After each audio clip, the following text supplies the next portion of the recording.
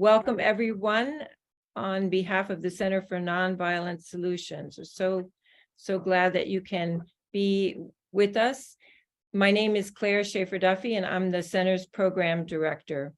Assisting me tonight is the center administrator, Rochelle Perrette. She's the woman behind the scenes who's going to manage our tech requirements. We can't do these events without Rochelle. She just makes it all happen. We also have center board members Gina Coravilla and Matt Shorten with us. A warm welcome to them and to all of you. Before you entered the Zoom room, we set the recording on for this event. So I just want to let everybody know that it is being recorded. The center is going to send out the recorded version of tonight's talk within the week. You can let your friends who wanted to attend but couldn't know. You can also review the material for yourself, but we are being recorded. Before we begin tonight's program, I just want to give a few housekeeping details and announcements.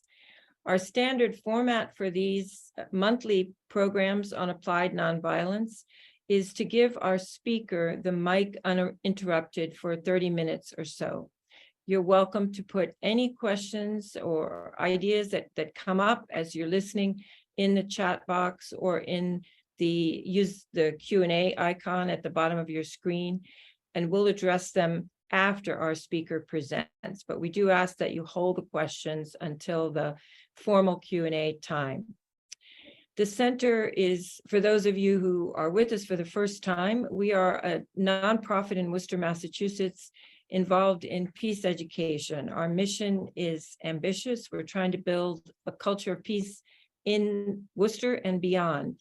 And toward that end, we are partnering with a number of organizations, including Moms Demand Action, a grassroots group who are working diligently, vitally for reduction of gun violence in the United States. And I think many of you are aware that this has become an epidemic for our society. Guns are the #1 killer of our children. And since we are educators wanting to build a peaceable world, we at the center feel we cannot ignore this issue. I want to advertise that on Wednesday of March 29th, there'll be a day of advocacy. Moms Demand Action will be at the Massachusetts State House advocating for legislation to improve gun safety in the state, to reduce the likelihood of gun violence. We're going to put a link in the chat for anybody who wants to register for that. There's a bus leaving from Worcester. It's an all-day event. You get into the city around 10, leave at 3. Moms are going to be providing lunch. It's an important opportunity to build community, build solidarity with people who are working on this issue that is affecting Americans of all ages. So that will be in the chat. And now, without further ado, I'm very pleased here at the end of Black History Month to welcome our speaker for tonight, Professor Vincent Intondi, who is a professor of history and director of the Institute for Race, Justice, and Civic Engagement at Montgomery College in Takoma Park, Maryland. Professor Intondi previously taught history at Seminole State College in Sanford, Florida. From 2009 to 2017, he served as Director of Research for American University's Nuclear Studies Institute in Washington, D.C. His research focuses on the intersection of race and nuclear weapons. And this is I'm just going to interject here on this introduction because key issues for the center as well. We have done productions on the Student Nonviolent Coordinating Committee, educating the Worcester public about the history of that incredible young people's movement for civil rights. And we are now partnered with U.S. Nuclear Ban that's working for the promotion of the Treaty of for the Prohibition of Nuclear Weapons. Professor Intondi has written 2 books, African Americans Against the Bomb, Nuclear Weapons, Colonialism, and the Black Freedom Movement, which was published by Stanford Press and came out in 2015, and just published Saving the World from Nuclear War, the June 12, 1982 Disarmament Rally and Beyond, which is coming out, has just come out, Johns Hopkins University Press. And I understand that all participants at this event tonight will get a discount, and we'll let Professor Intondi tell us about that when he speaks. And I'm embarrassed to say, I hope I'm pronouncing your name correctly. If not, please enlighten us. So the mic goes over to you. Great. Thank you so much. Thank you all for having me, for attending. I know there's so many things on Zoom, so I appreciate you all being here with me tonight. As Claire mentioned, my new book is up for pre-order now. It officially comes out next Tuesday.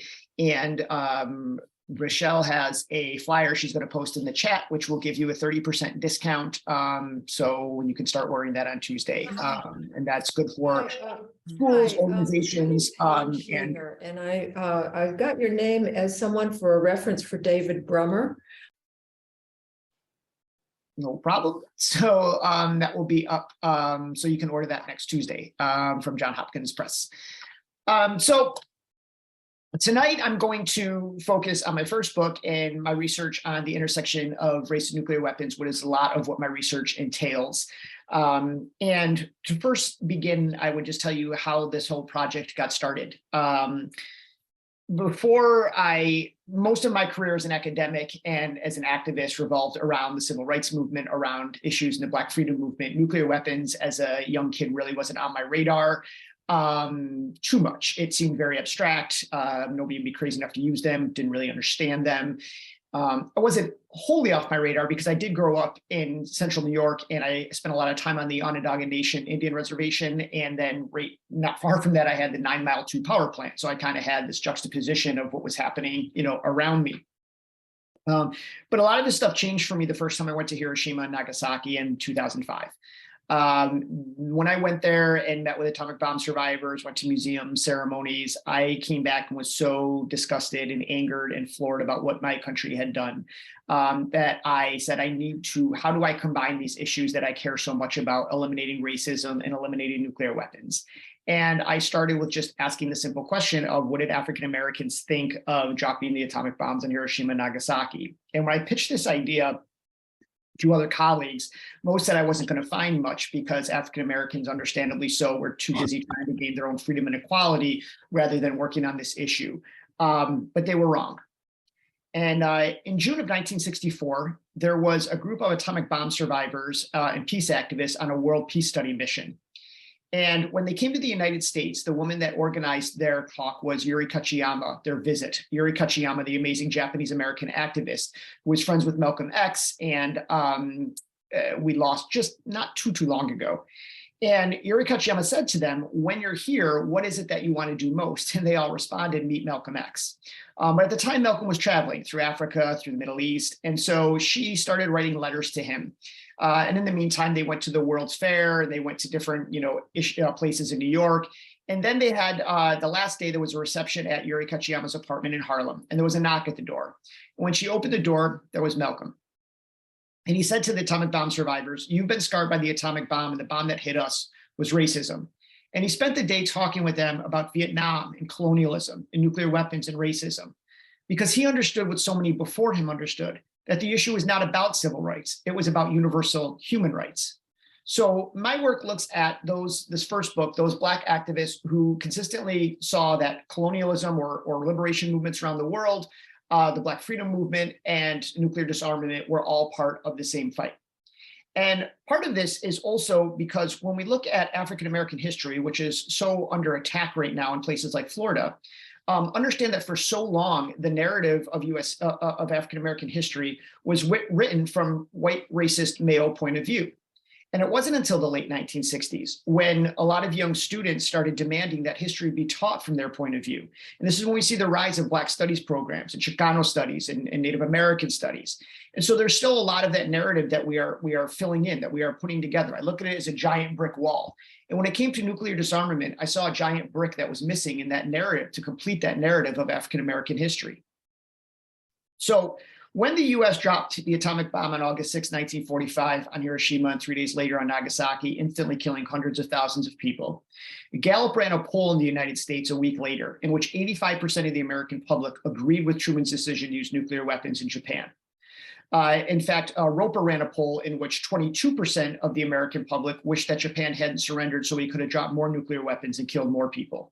And no poll up until late October of 1945 ever showed more than 4.5% of the American people questioning Truman's decision to use nuclear weapons in Japan. But that wasn't the case in the African-American community. Now, of course, nothing is monolithic. And the reason that there was this overwhelming response to mostly the white community in this country was because we had a genocidal race hatred against the people of Japan after Pearl Harbor that is really unprecedented in our nation's history, far worse than the hatred you saw towards people of Asian descent with COVID or people of Middle Eastern descent after 9/11. And we're very careful not to do this with other countries during World War II. In our media, we separate Nazis from Germans, Italians from fascists, but not Japan. They were all guilty. And so therefore, they are portrayed as yellow vermin and monkeys and roaches and rats to be exterminated. And the reason is because we know, dating back to slavery, that when you take a group of people, a people of color, and we otherize them, we make them less than human, it makes it easier to commit violence against them, right? If we go back to the slave trade in the United States, if you are going to kidnap millions of people against their will, and you are going to bring them here, and you are going to beat them and burn them alive and castrate them and kill them and treat them like chattel, all for the sole reasons of making millions upon millions of dollars. You can't do it if they are mothers and fathers and sons and daughters. You have to create something else. You create an other. You create racism. You create something that is biologically inferior, that is not Christian, that is not civilized.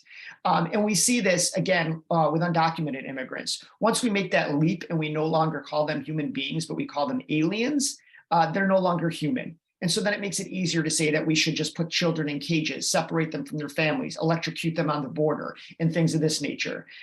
We do this again after 9/11. What are the images that they show us in the Middle East? The most bombastic image they can find, somebody in a hijab screaming Allah Akbar. And the translation is they don't look like us or talk like us or smell like us or act like us. So therefore, they're not truly one of us. So it's easier to say turn the Middle East into a parking lot. And we do this with the Korean War. We do this again with Vietnam. It's always the same thing with the people of color, make them less than human, and it makes it easier to commit violence against them.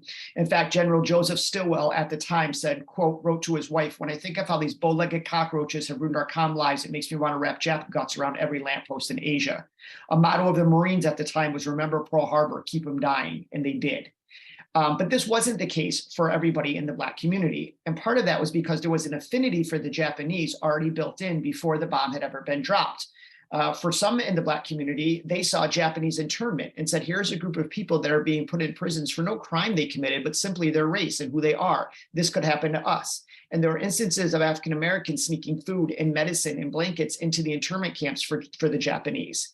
Also remember in 1935, when Italy and Mussolini invaded Ethiopia, it wasn't the US, it was the Japanese who publicly came out and said, we are going to come to the aid of our colored brothers and sisters in Japan. And many pro-Ethiopian groups in the United States heard that and took that lesson and allied themselves with Japan. The great W.E.B. Du Bois had already been to Asia and was writing about it. He was lionized over there and writing in the Black press about Asia. So some of this was already baked in before the bombs were ever dropped. And so of the first, looking at the first initial reactions in the Black community after the atomic bombings, I started looking in the Black press, the Chicago Defender, the Pittsburgh Courier, the Baltimore Afro-American, and the columnists were overwhelmingly critical of Truman's decision or questioning his decision, but I wanted to know what rank and file people thought. And so I started going through the letters to the editor. And of course, back then we didn't have the beauty of ProQuest where we could put a couple key things in for a digitized files. I was in the Library of Congress on microfilm going through issue by issue. And whether it was a beauty shop owner or a truck driver or a nurse, it was always the same thing, a fear of nuclear weapons, questioning if it was the right thing to do. There was not the celebratory attitude. I then started looking at the Black clergy. I started going through sermons of Black pastors. And again, I found a very apocalyptic narrative talking about the genie being let out of the bottle. And do we have enough faith in religion to try to stop the madness that has now been unleashed? But it was actually Langston Hughes, writing in the Chicago Defender, who was the first to actually question President Truman's own racism in the decision to use nuclear weapons. And he openly asked, why did we not drop it on Germany? Why did we not drop it on Italy? Why a people of color in Japan? And Langston Hughes was certainly right to do so. President Truman was not the most racist president we ever had. We may have just gotten done with that, but certainly one of the most. Truman was a deep-seated racist, and if you go through his letters to his wife Bess or his own personal diary, he rarely ever refers to African Americans as anything other than the N-word. At one point in a letter to his wife Bess, he says that yellow men should be in Asia, black men in Africa, and white people in Europe and in the US, I guess on race prejudice. He would brag in interviews that his family used to get slaves as wedding presents to start out the housekeeping with. His mother openly supported the Confederacy and said she'd rather sleep on the floor than ever step foot in Lincoln's bedroom.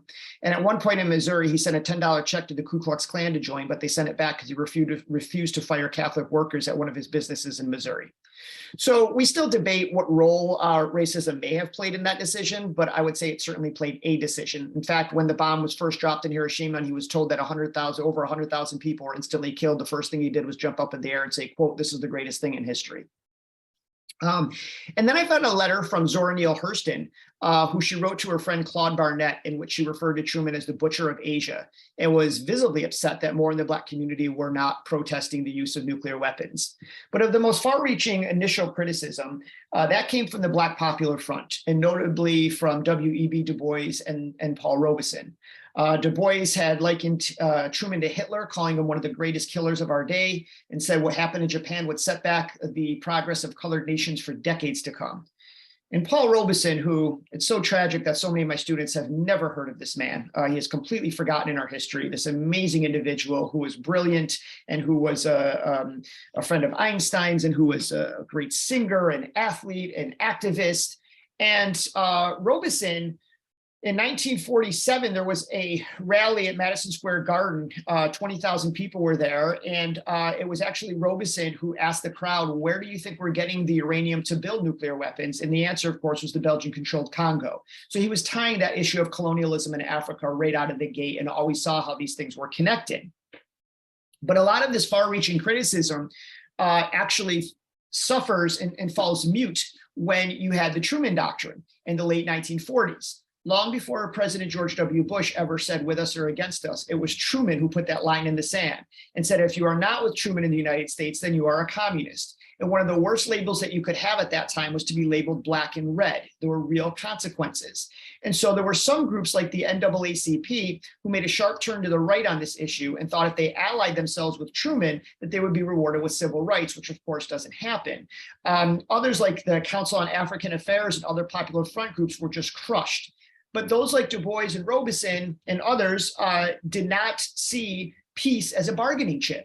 In fact, at the same time, they were seeing the Korean War was on the horizon. And here was another group of people of color.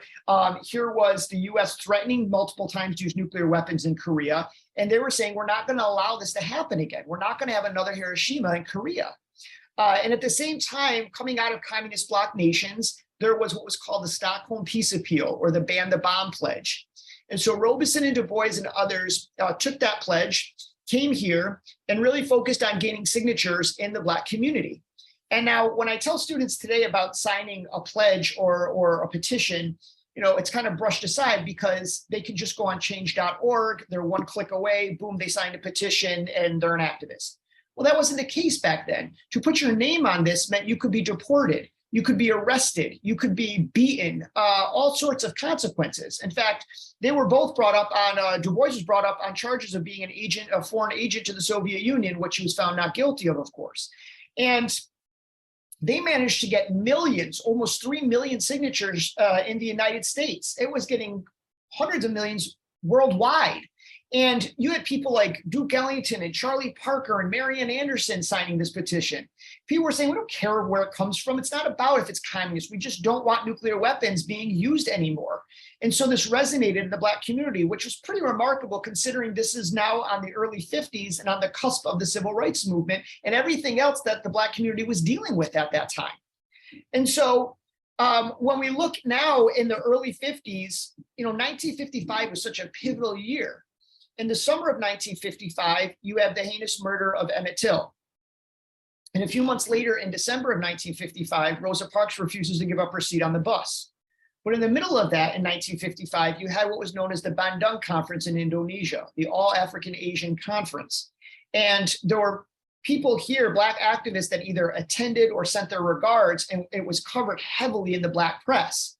And at the Bandung Conference, what they were focused on was eliminating colonialism, nuclear weapons, and white supremacy. And so in the 1950s, this was now all starting to come together. And the person that in some ways saw it all coming together was Bayard Rustin. And again, Bayard Rustin is somebody that is often ignored in our history because he was gay. But the reality is Bayard Rustin has a long history dating back to the 30s. Rustin was much more radical than his white counterparts. And you would not have had a civil rights movement, certainly not a March on Washington, without Rustin. You could argue he was the best organizer of the Black freedom movement, of the civil rights movement, of any. And so in the late 1950s and going into 1960, you have the independence movements happening throughout the continent of Africa. The Algerian War for Independence. You have Nkrumah in Ghana gaining their independence. And at the same time, the French want to test their first nuclear weapon. And where do they want to test it? In Africa, in the Sahara. And so Rustin sees how these things are all connected. And he works with Kwame Nkrumah. And he puts a team of British and African activists together and goes to Africa and literally puts his body on the line to try to stop the French tests. And not everybody was okay with that. A. Philip Randolph was writing letters to him saying, we need you back in the United States to work on the primaries with Kennedy and so on and so forth. And Rustin's writing back saying, don't you understand how important this is? This is the most important work I've ever done. These things are all connected. And so eventually the French do test their nuclear weapon and protests break out through the continent of Africa.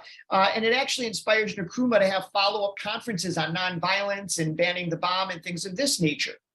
And so when we look at the 1950s and the 1960s, of course, you have to look at Dr. Martin Luther King Jr. And a lot of folks, with Dr. King, we want to preserve him on the steps of the Lincoln Memorial. Whites want him flawless, Blacks want him flawless, and neither is true, right? And so we want to compartmentalize and say that's who he is and that's all he is. And we ignore especially that last year of his life, April 4th, 1967 to April 4th, 1968, the most radical time of Dr. King's history. When, before then, when he was talking about integrating water fountains, he was everybody's liberal darling. Now he starts critiquing capitalism in the Vietnam War and talking about militarism. Now he's a socialist. Now he's got to be stopped. And a lot of people look at April 4th, 1967, the Beyond Vietnam speech at Riverside Church, in which he called the United States, quote, the greatest purveyor of violence in the world, as the moment he jumps into foreign policy. When we look at nuclear weapons, nuclear disarmament, he actually spoke out a decade before. His first public statements against nuclear weapons was in 1957, and he continuously spoke about them. You often hear about the triple evils, right, of militarism, racism, and capitalism that he talked about. He would say to students at Spelman or pastors at Black churches, what does it matter if we achieve all the social justice if we are dead from nuclear war? What does it matter if we're integrating lunch counters if we don't care about the world in which we're integrating? So he always saw how these things were connected. And not everybody wanted, again, him to do this. People want him to just stay in the civil rights movement. But one of the people that pushed him to do this and advised him and taught him about the peace movement was his wife, Coretta Scott King. She was a long-seasoned activist dating back to her days at Antioch College. She had been in Women's Strike for Peace, Women's International League of Peace and Freedom. She'd been to Geneva. She had organized many events around nuclear disarmament. And it was influential during the nuclear test ban treaty. And oftentimes for her and so many other Black women that were involved in this peace movement, they had to deal with the racism that was happening inside these movements by white middle-class activists. In Women's Strike for Peace, there was in Detroit a convention, a national convention, and the Black women wanted to have signs that said desegregation or disintegration. And the white members said, no, that we can't talk about race. And Coretta actually had to broker the deal for that. You look at people during this time like Lorraine Hansberry. You know, Lorraine Hansberry is another one. We want to say she's known for a raisin in the sun, and that's it. And her life was so much more than that. As a socialist, as a feminist, and as an anti-nuclear activist. She famously went and saw a film on Hiroshima and came out of the movie theater and said, no more Hiroshimas, not now, not ever. The last play that she ever wrote was actually about a nuclear holocaust and what happens to the survivors. And she learned some of this from her mentor, Jimmy Baldwin, because Jimmy Baldwin was also a member, an advisory board member of SANE, and he was somebody that was involved in the anti-nuclear movement. So we see this at every stage in the Black community.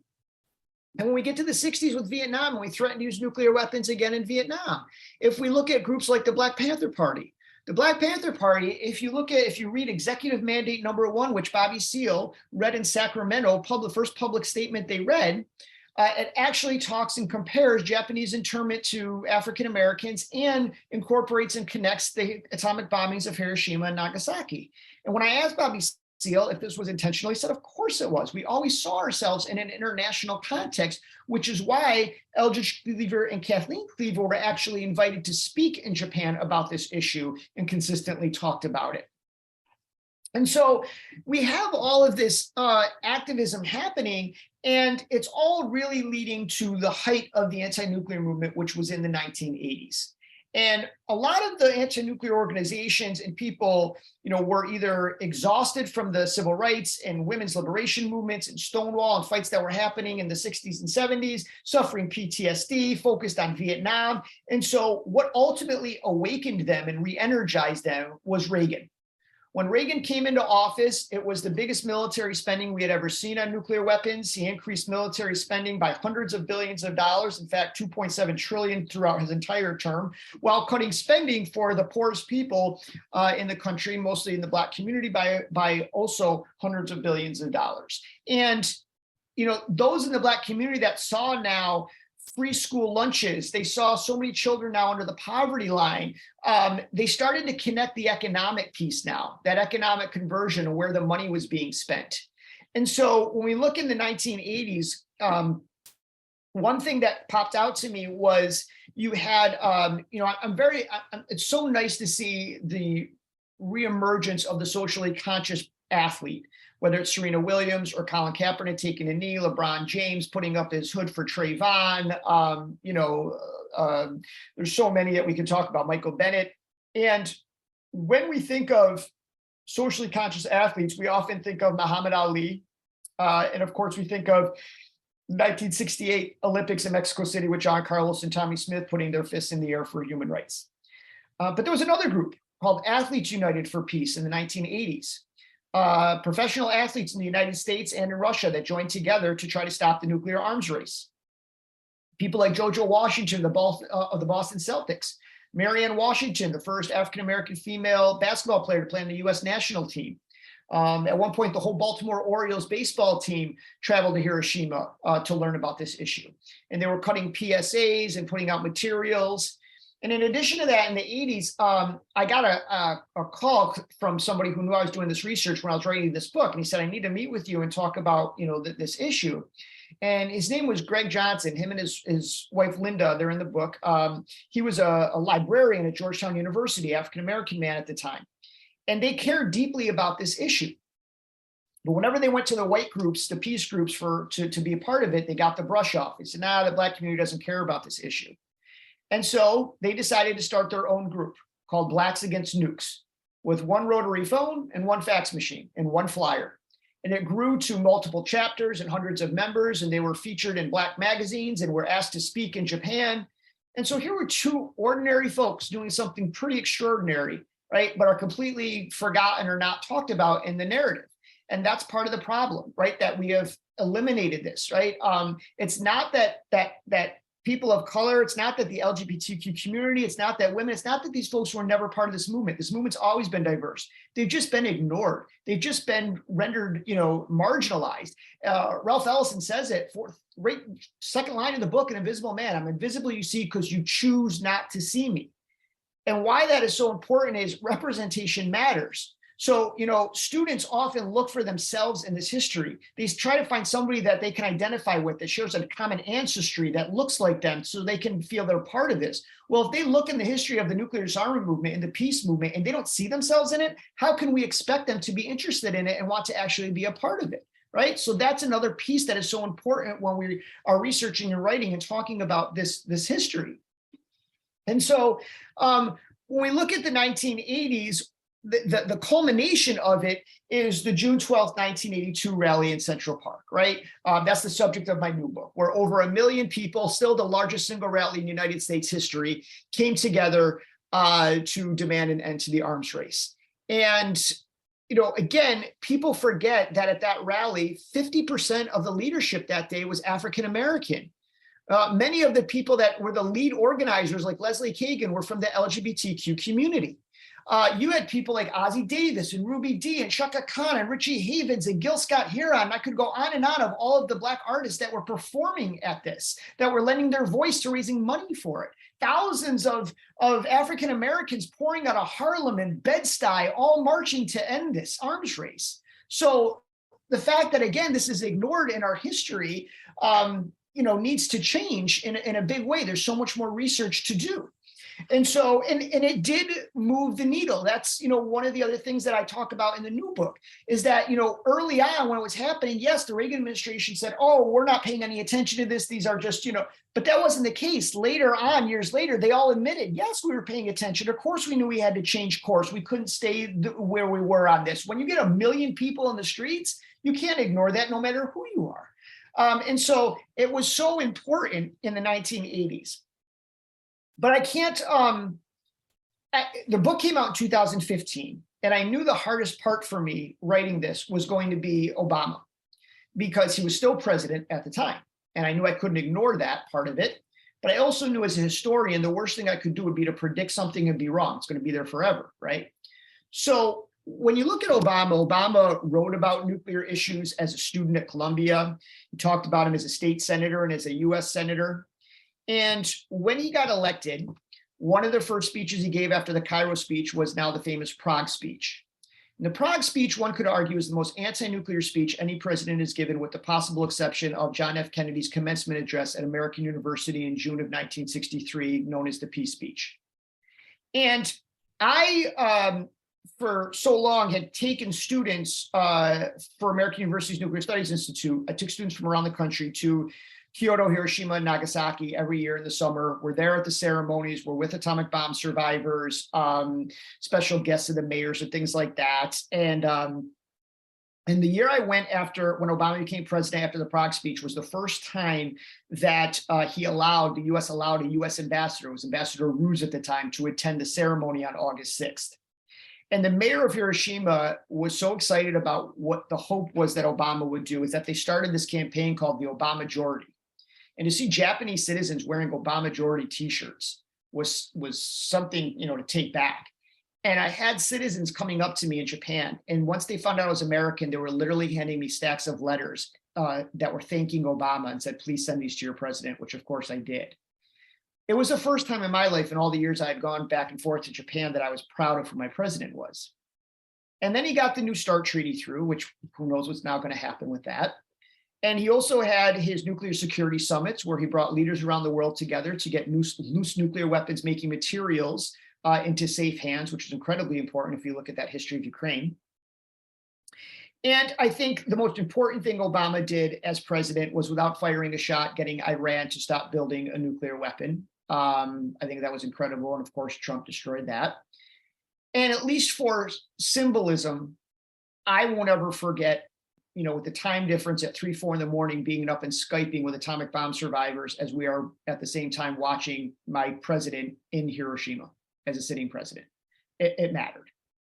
Now, Does that mean Obama did everything that I wanted in terms of nuclear weapons? Absolutely not. He still signed on for the $1 trillion modernization plan. He didn't take nuclear weapons off hair trigger alert. He didn't change no first use or anything of that nature. But I don't put that on Obama. I put that on us, because he never said, yes, I can. He said, yes, we can. And if we wanted him to act on that, then we should have been 1 million strong in the streets demanding change. The other thing to understand about Obama is that he wasn't the first Black politician to champion nuclear disarmament. Jesse Jackson ran for president in 1984 and in 1988. And in both times, he had the far most anti-nuclear platform of any candidate running for president. And he got millions of votes. For a long time, the Congressional Black Caucus were the leaders on nuclear disarmament in Congress. People like John Conyers and Ron Dellums. Ron Dellums famously went to Utah and actually met with Spencer Kimball, the head of the Mormon Church, to have him come out and publicly go against building Reagan's MX missile in Utah. So Harold Washington, the first Black mayor of Chicago, one of Obama's heroes, won multiple awards for all the work that he did on nuclear disarmament. So there's a history there of African-American politicians really championing this issue, and something we desperately need to get back to. Well, now what? Over the last couple of years writing the new book, seeing a white supremacist and Donald Trump having sole control of our nuclear arsenal would be easy for myself to think that we have failed. It was tough. But I made a promise to the Hibaksha long ago that I would never stop fighting on this issue. And if we really want to see the juxtaposition and how race is connected to this, one only needs to look at recent developments. On one side, you have had Putin and Trump, two white nationalist dictators with 90% of the world's nuclear arsenal. And on the other side, as Claire mentioned at the very beginning, over 120 nations, mostly from the global South, Africa, Southeast Asia, Latin America, signing, ratifying, and finally putting into force the Treaty on the Prohibition of Nuclear Weapons. Now, if you would have told the Hibaksha atomic bomb survivors that in 2021, we were going to have an actual legal treaty banning nuclear weapons in the United Nations, they would have never believed that. That's incredible. And is it the be all end all? No, it's a tool. Just like banning landmines, we shamed and stigmatized them. Just like we did with chemical weapons. This is a tool of that. And yes, I know they say, well, the nuclear powers aren't privy to it and they're boycotting it, so on and so forth. And doesn't that tell you something? That the US, the British, the French, right, trying to go against the global South and banning nuclear weapons when they all have their own history of slavery and colonialism. We look at Russia as its own history of internal slavery, right? And what do all these countries have in common? An utter contempt for life, and in most cases, Black life, right? And so what I think the TPNW is so important for is because, number one, like the Nuclear Freeze Initiative, you don't have to have a physics degree to understand it, right? And it provides agency. You can take that TPNW like the Freeze Initiative in the 80s and you can bring it to your councils, your mayors, your governors. In New York City, they managed to get in the New York City pension fund over $415 million from nuclear weapons making providers out of the pension fund in New York City recently. That's extraordinary. Right? We are starting to see cracks where Germany at the first meeting of states parties for the TPNW, where I was at in Vienna, agreed to at least observe it. Australia said they would stop going against it right now, even though they're still under our nuclear umbrella. So we're starting to see cracks in that. And so the reality is, I know that when I die, nuclear weapons will probably still be on this earth and there will probably be institutional racism. But what we do is not for our generation, right? Rebecca Solnit, the great writer, said it. The true impact of our activism is not to be felt for our generation, but that alone is not a reason to fall into despair. It is a reason to fight. We're doing this for future generations so that they can live a life free of fear of dying from nuclear war. And so, yes, we have to make sure that Black lives matter and that women are being treated equal and the LGBTQ community are being treated equal and that undocumented immigrants are being treated equal. But as King said, what does it matter if we're all dead from nuclear war? And when you look at it in that point of view, you start to see it more like Malcolm, who was arguing again that it wasn't civil rights, it was universal human rights. And King used to say that the moral arc of the universe is long, but it bends towards justice. But I would argue not unless everybody on this call grabs it and bends it themselves. Thank you. My goodness. Just so impressed. Thank you, really. My eyes are full of tears, and so my heart. It's very quite a history that you have shared with us. And as you were going over those early years, I found myself thinking we need a entire semester on this topic. I do want to let everybody know, because I think we have so many new faces tonight, that our January event at the Center for Nonviolent Solutions was reading communally the Beyond Vietnam speech. And we read that at the Worcester Historical Society. And we are posting a 5-minute clip of that event, which went really well. And we're thinking of doing it annually because it's such a extraordinary speech and so thorough in its analysis of what militarism has done to us as American people.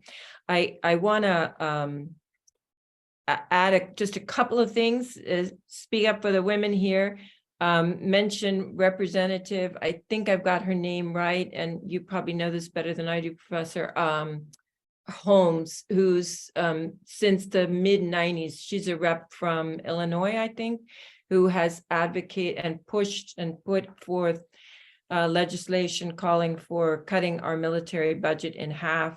Barbara Lee has been a Black female voice in the U.S. House of Representatives that has really spoken out.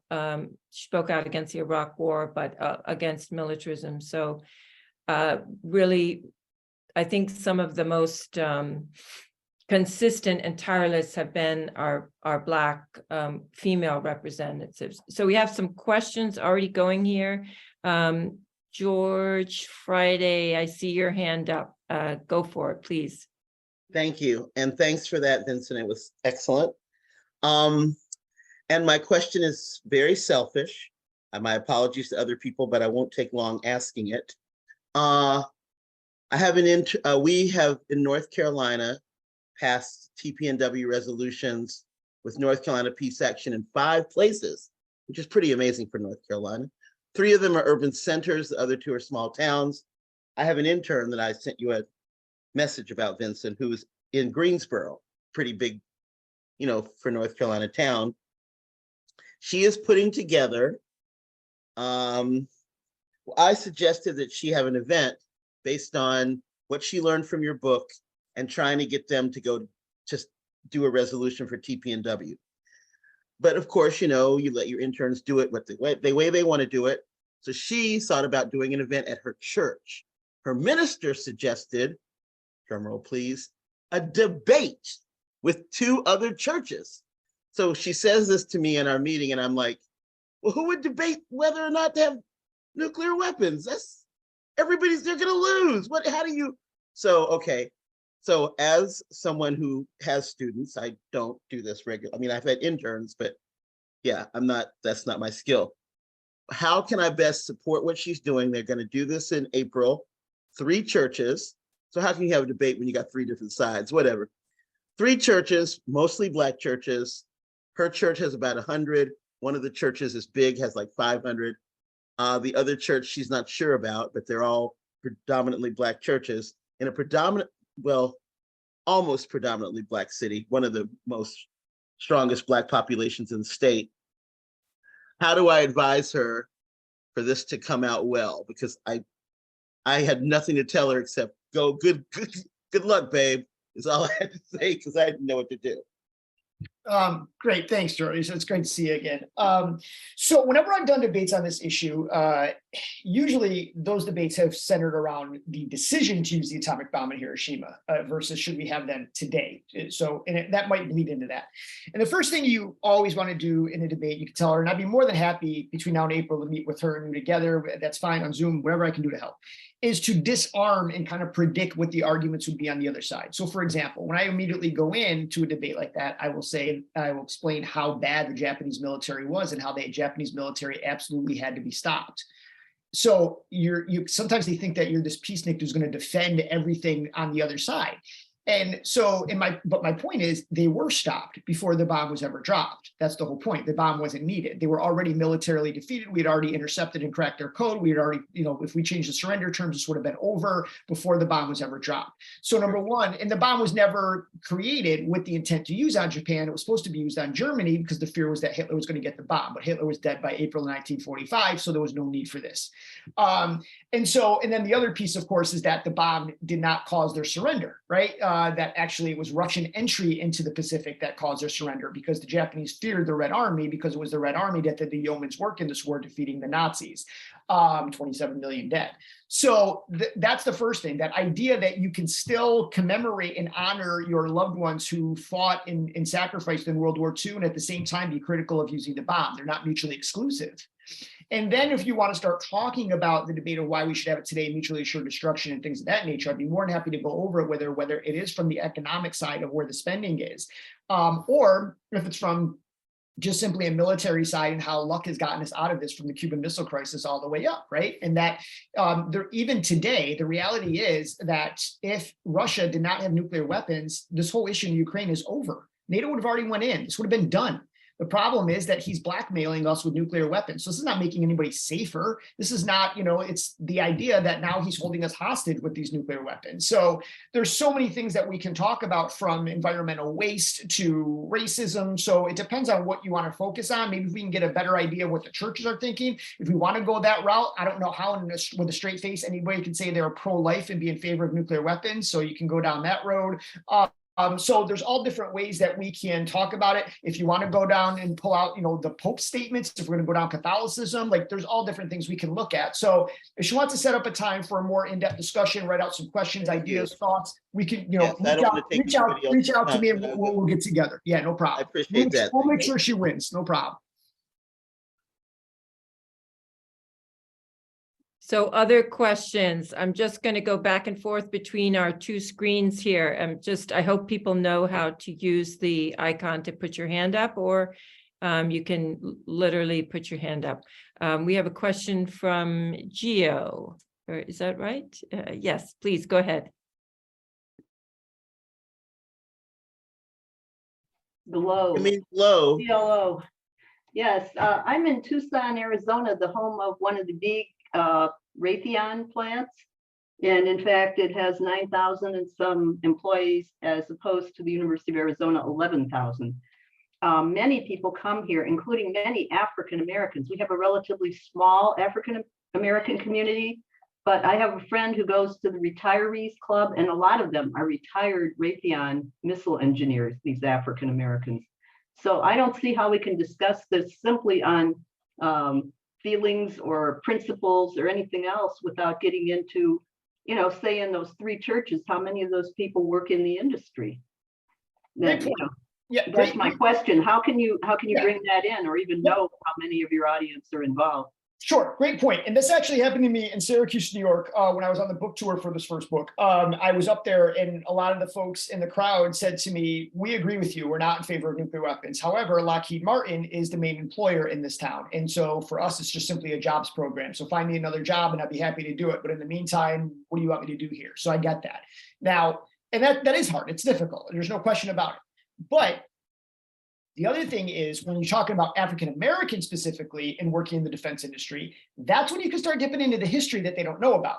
That's when you can start talking about African Americans who were hired to work at Hanford and the Savannah River Project in Oak Ridge, and the racism that they went through. That in fact at Savannah, they were in Hanford, they called them coon areas because they were the segregated housing that got no protection when they were cleaning up nuclear spills, because they were the ones that were getting filled with cancer, because they were the ones that were not being told about any of these these things. So all of that, when you learn that that's your history, right? That environmental racism that has happened in nuclear weapons, all the places in Savannah, all that nuclear waste that has then gone into your water supply and those things would make you think as a retiree, okay, I did, yes, I worked here, but I didn't, this is the actual history. So do you want your grandkids? Do you want to work in these same places? Or if we can find something else for them? Are they aware of how they are being treated by these companies? And then again, where the money is being spent, what are these companies, what politicians are they donating to? And then what are the policies of those politicians on Black Lives Matter? So, right, they're bankrolling them to get them in Congress, and then they're acting not in their self-interest. So there's more of those things. But the biggest thing you have to do when it comes to a nuclear debate or just talking to anybody about nuclear weapons is what Malcolm X used to say, make it plain, right?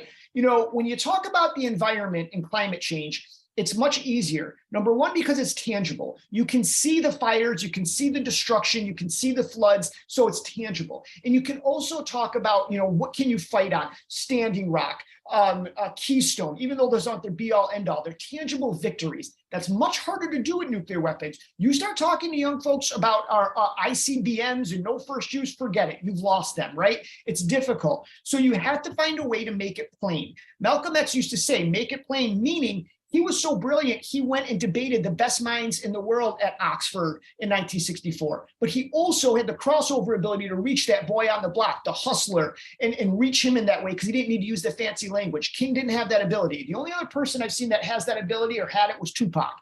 Pac was trained in the arts with ballet and music. His mother was a Black Panther, but he could also reach the boy on the block. He had that ability. So you've got to figure out ways to make it plain for your audience so that they can understand it. It's easily digestible. And that's something that we have to work on as a whole when we talked about the nuclear issue. Otherwise, you're going to lose people. I just want to add a resource that might be useful to the two questions that have come up, especially for your George from the North Carolina. Barbara Deming wrote a really terrific essay called, I think it's just simply called Southern Peace Walk. And it's about a walk from Nashville to Washington, D.C. To conscientize the communities about nuclear weapons. It was a nuclear disarmament walk. It was one of 3 walks that were happening in the early 60s. The most well-known was San Francisco to Moscow, and I think there was another well-known. But this one went through the South. This one went through the South in 1962. I'm from Tennessee, so I'm particularly interested in the story. And when the group, which was comprised of 13 people, 12 whites and 1 Black male, left Nashville, there was a sit-in strike happening that I think James Lawson had helped to organize. So the students at Fisk were starting to employ this tactic.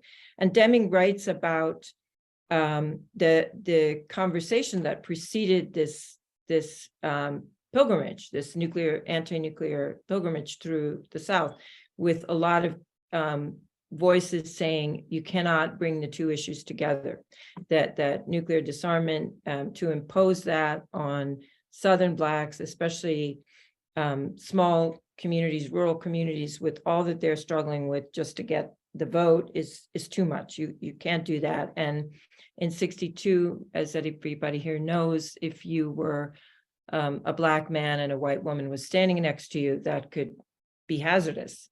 So you were jeopardizing the community in multiple ways, And they set out from Nashville, they go to Lebanon, and it's a minister a Black minister who's been conscientizing the community there in Lebanon, Tennessee. They're greeted by a couple of Black high school students, and it turns out that the church just welcomes them with open arms. And his last name, I think, is Sloan, the Black minister, and they process out of Lebanon into the next town. And so that at that point, by the time they had entered Lebanon, the Blacks had way outnumbered the whites in the march. So it's just I'm saying this as, someone who comes from that region, if you're from the South, the setting is the church. The setting is the church. They are the people who welcome them. They are the people who risk getting because there's like a whites who hold the ominous vigil outside one church, and Thank you others. so much for this, Claire. And Yeah, I'm so so happy that Google exists, Yeah. because now I've got the info to go look for it, and it did come up. yeah, so I don't that's want to take anybody's time away from asking other questions, but that's Yeah. awesome. okay. Any more Probably giving questions? me lots of content for my next online session with my interns. That's great. Other questions, please feel free. I know there are a lot of very experienced people here on this call. Well, while I'm waiting for questions, I do want to announce that November 27th through December 1st is the second meeting of states parties for the TPNW. This is the Treaty for the Prohibition of Nuclear War. That will be happening at the United Nations in New York. So please keep that in your calendar. It's a very important opportunity for Americans. We are the most guilty in this history, especially white Americans. So we really need to put our voice. Claire, sorry, one thing that we need to do too, though, is so this past summer, I was in Vienna for the first meeting of states parties for TPNW. And then after that, I was at the United Nations in New York for the NPT review conference. And one thing that was made abundantly clear was both countries' refusal of African scholars visas. That was a huge issue. We had 60 African scholars that were denied visas to the NPT in New York. And the same thing happened in Vienna, especially scholars coming from Nigeria. So we need to really make that an issue to ensure that African scholars that need to be here and their voices need to be heard are able to come to the United States for these types of things. Because that was, and if you have the ability to bring your interns and things like that into civil society to attend this, so that we have more diversity, that is something that we absolutely need to do. So just want to throw out there, that's a really important thing. If there is an appeal from academics to support anybody who's being denied entry, please contact the center. We'll certainly try to disseminate to our mailing list. So 2 questions. We have one from Francis and then one from Glow. Please, Francis Jeffries, go ahead.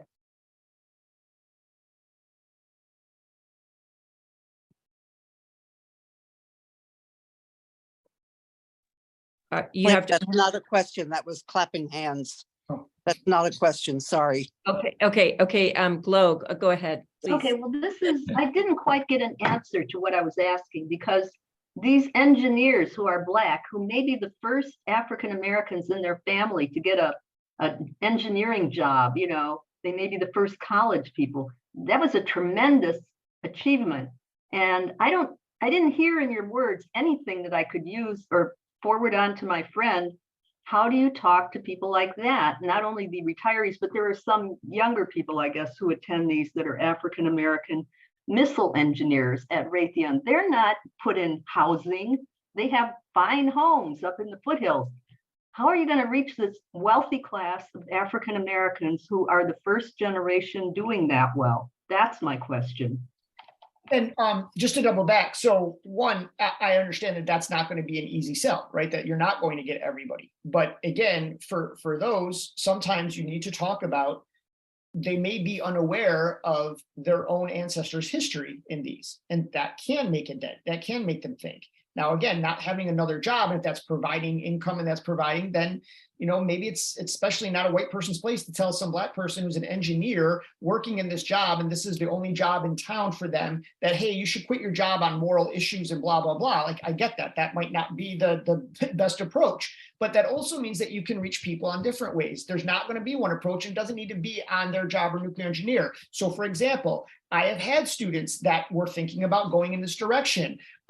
Especially, you look at schools that have military contracts have given millions of dollars to Black schools to try to be in this industry and things of that nature. So you may also reach them on other ways. So for example, I had a student that was going in that direction until him and I started talking. He loved hip hop music. So we started talking about hip hop, and I started talking about all the hip hop artists that actually talk about nuclear war in their music and how they're against it, and people that he actually looked at as heroes, and it made him think twice about it. I started talking to another person about athletes who played sports and being a socially conscious athlete, or what you can do with your tools and your gifts for something else. So for example, I had a student who was a graphic designer, wanted to be in computers and IT and all of that kind of stuff, video games. Well, you can go one way on that, right? You could go into making another version of Call of Duty where you just kill people and you're building nuclear weapons in this, or Games for Change, which they're doing on the morning you wake, and they're actually doing something really socially conscious. So I'm not saying you just go in and you just, I certainly would not be, as a white person, just going to some Black nuclear engineer and saying like, oh, you should just quit your job now and join the peace movement and have fun finding a way to make money. No, of course not. But you can at least have those conversations. You can start to have conversations. You can talk about those things, and you never know by planting the seed or looking at other things what could possibly happen. And again, it may not be that first generation person you're talking about, but it may make them think if they have children, and if their children says, I now want to go on and do this, maybe they have that conversation and say, look, I did this for you. I did this to provide you an education. I got this job because I wanted to have a good life for you. But that being said, maybe you want to look somewhere else than working for the military industrial complex, and here's how you can use your engineering skills for actually something else. That's what I'm getting at. That's why I say these things are not going to be for our generation. We have to think long term, right? I mean, the real solution here is going to be, is education, but it has to start. And I understand this might not be the immediate, thing that you want right now, but education's got to start much earlier. We, in the NGO world, in the disarmament world, especially when I'm in DC, the answer to everything is pipeline. Get one Black graduate student into the disarmament world and so on to diversify things. No, we've got to start much earlier. We are siloing STEM and humanities at every phase in college and in high school. So those Black engineers you're talking about, were they given, if they took a course on nuclear physics, were they given a course on philosophy and history about the bomb? Because that may have made them think different. We don't do that. We silo it, right? The other thing is, at a much younger age, my students are 18 and 19 years old, and they are mostly students of color. Why are they coming to my class, never hearing about the atomic bombings, never learning this history, never even reading John Hersey's Hiroshima? It has to actually be much earlier. And we have figured out ways to talk about slavery, the Middle Passage at a much younger age with children's books. We haven't done that with nuclear disarmament yet. So how do we do that? So we got to think about education. We got to think about curriculums, lesson plans, how to get these things into the schools, all of these things. And when we're talking about especially the intersection of race and nuclear weapons, it of course goes beyond the Black community. When we look at nuclear testing, Kazakhstan, French Polynesia, the Marshall Islands, Native Americans, Australian Aborigines, again, always a people of color. When we look at the rise in thyroid cancer for children on Native American lands because the cows are being radiated and then their milk, and that goes in the grass and they're drinking the milk. When we look at, again, all the money being spent, overwhelmingly, we see those connections. And those are the things that we need to talk to folks about, educate them about. Again, you might not win everybody over at this very moment. But again, we got to think future. We got to think different generations, and we chip away at it and chip away at it. There was a time when we had 25,000 nuclear weapons in our arsenal, and now we're at about 5,400, right? So is that victory? Is that progress? I would say so. But we're not there yet. And as far as debating tactics go, we have seen countries that have given up nuclear weapons programs, not just Ukraine, but also South Africa, right? So it can be done. And the U.S. should, as you mentioned, Claire, the U.S. is who are we to tell anybody if they can or can't have nuclear weapons? We're the only country that's used them. And as Dan Ellsberg has said multiple times, we have used nuclear weapons a lot of times. In the same way that if I robbed you at an ATM, I could put the gun up to your head. I don't need to pull the trigger. I'm still going to get what I want. Same concept. And so we should be the ones starting that process of disarmament. Now, I'm not naive to say we just unilaterally disarm everything. No, but we could go down easily to 1,000 nuclear weapons, 500 nuclear weapons, and with the power they have, still have enough to destroy this world. It's still a deterrent if that's your thing. So I think we should, instead of building, we should be starting now to do that process and setting the example for other countries. Marianne, go ahead.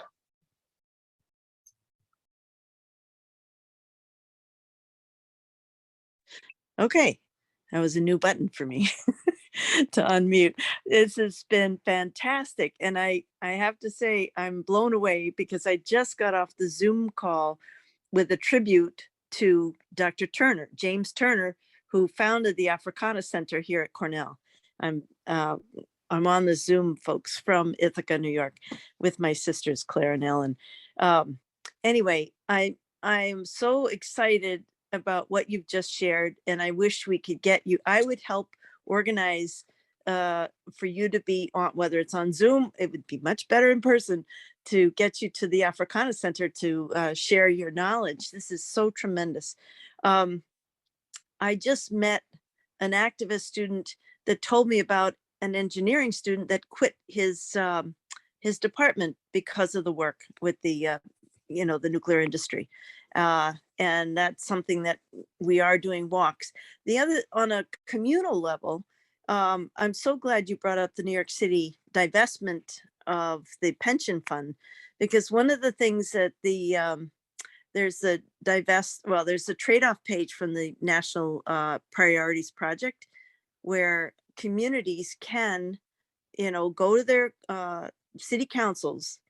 But in New York State, we have to do this town by town as a collective and get all of the different city council members to understand what it is that we could be getting if we don't send out the chunk of money that leaves our locale, whether it's the city or the county or the state. You could punch your numbers in, your zip code, and the National Priorities Project trade-off page will tell you how much money is leaving for nuclear weapons and for the Pentagon. So you convince them, you have to get everybody to sign on to and ratify a promise that this is what our will is. And then we have to go to our state controller, not like New York City, where they control their own pension fund, but the state pension fund of our teachers, of our municipal workers, and then get everybody to do a collective divestment. Anyway, it's a big job. There is the Divest from War campaign within our state. Greta Zorro from World Beyond War is one of the organizers for this. Anyway, I'm just really excited about your work. I wish I could be a fly on the wall in your class. I would have worn my Ithaca's gorgeous T-shirt today if I knew you were on. So I love it. I'm from Syracuse. I love Ithaca. I love Cornell. Well, we got another hat or shirt for you that says Ithaca is racist. Yes. So I love Cornell. I love that area. I'd be more than happy to come up. I'm actually going to be in Syracuse doing a talk on my new book at Barnes & Noble and Syracuse University in April. So if you want to reach out to me, you have my email and I'll let you know all about that. What? Okay. So, because we've got our Earth Day action on the Friday, the 21st of April. Okay, so email me and I'll give you the information on that, and we'll see if we can collab in some way. I'll chat, and Claire Schaefer Duffy knows my info. Yeah, and the whole thing with New York City, understand that Mayor Adams, he's getting advised on the nuclear issue to do stuff like this by Reverend Herbert Daughtry, and Herbert Daughtry is in his 90s now. He was the head of the Black United Front, and the Black United Front and Reverend Herbert Daughtry were the leaders in terms of organizing the Black community in the June 12, 1982 rally, then with the Third World People's Coalition. So he has a long, rich history of anti-nuclear activism in New York City, and we've been pushing Mayor Adams to do other initiatives on the nuclear ban treaty and things of that nature. So, but yeah, it's that piece of economic conversion you're talking about is very important. I remember, when this book first came out in Baltimore, not far from here, they were asking the parents to bring in space heaters because they had no heat in the public schools for their students. Well, when I'm able to now go up there and say, we're going to spend $1 trillion on nuclear weapons, and this is what you don't have heat, they start to make that connection and they realize that they have skin in the game, essentially. So they realize why this is part of their fight. And that's, and then they can lobby their politicians. Then they can become foot soldiers for those that fight for nuclear disarmament. And that's how those things get connected. So Right. it's one, we should be at every single cancer walk that there is and explaining at tables how cancer is related to radiation, nuclear weapons, and these types of things. Like there's all sorts of ways that, we can do this. It's it's, we're instead of, especially in DC, we're such a, the think tank world, the sergeant world, we're such an insular group. We've got to think of new and different ways. In the 80s, they were reaching middle America. It wasn't as much a right-left issue. They had architects for nuclear disarmament, nurses for nuclear disarmament, Broadway was involved, Hollywood was involved. So it can be done. We just got to, kind of get back to that point. Look at The Day After, that movie was shown to 100 million people saw that film. And now think if we did something like that with CGI that we have today. I think one opportunity we have is when the Oppenheimer film comes out. So Christopher Nolan is doing the amazing film Oppenheimer based on Marty Sherman's great book. And the trailers look absolutely incredible. And when that drops in July of this year, that may be a good opportunity to do some screenings and then have some follow-up panels on nuclear weapons and things of that nature. So anytime you can have an opening like that as a gateway to get that conversation going, the better it is. And again, I would highly advise that you get on the morning you wake. So if you're not familiar with On the Morning You Wake, Games for Change did this. So a couple of years ago, if you remember in Hawaii, everybody that lived in Hawaii got a text message that said from the government that said there is an ICBM on the way. And it says in all caps, this is not a drill. And for 38 minutes, everybody that lived in Hawaii believed they were going to die from nuclear war. And this is recent. And so what Games for Change did is they made a VR experience with the Oculus where you are now in Hawaii for those 38 minutes. It's in 3 pieces. The first piece is kind of the introduction and kind of shakes you up. The second piece gets really dark and, even I was shook. And the third part is the hope, right? Because you got to provide the hope. It is the most beautifully thing I've ever seen done. The avatars are incredible. People like Ray Atchison from Critical Will and Wilf, Cynthia Lazaro, who lived in Hawaii, others that were there, they're in the film themselves. And you see people running past you and trying to go underground and hiding babies. And it's incredibly done. And it's so lifelike. And if you reach out to Games for Change for this, they will provide you with all the Oculus. You don't need to buy them. They will send somebody to your organization, to your event, to your school. They will set up the Oculus. They will have a person there to load it all up for you. And the people can watch either all 3 chapters or 1 chapter, talk about it afterwards.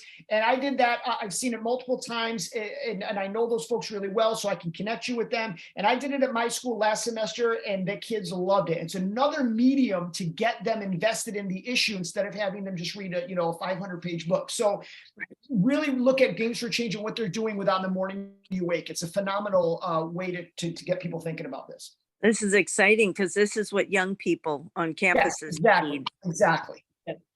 Thank you. I am mindful people can stay longer. I am mindful that it's 8:15 and some folks are coming on and leaving. So I just want to kind of formally do another thank you and list some more resources. We will be sending out the recording of Vincent's talk in the week, and then we'll put links. We'll try to include a link to the Games for Change or information about that.